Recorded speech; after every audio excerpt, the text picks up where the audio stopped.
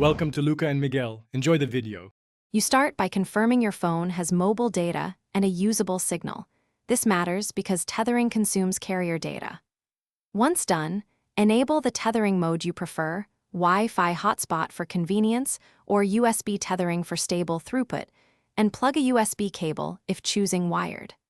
Make sure your PC's network adapters are visible in network settings so you can spot the new connection quickly. You'll save time by toggling airplane mode briefly to reset the phone radio if signal is flaky. You now configure the connection itself so it's secure and fast.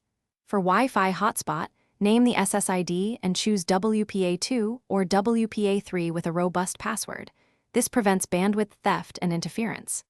If using USB, allow the PC to install drivers and accept any trust prompts on the phone.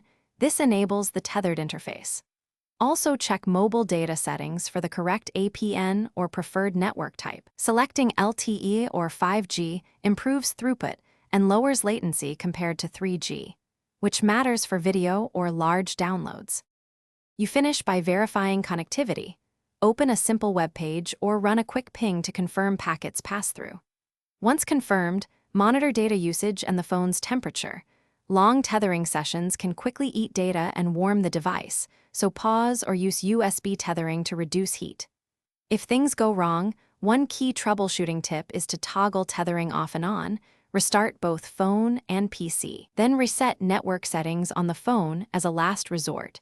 That sequence clears common configuration snags. Thanks for watching and please subscribe. It's the best investment you'll ever make.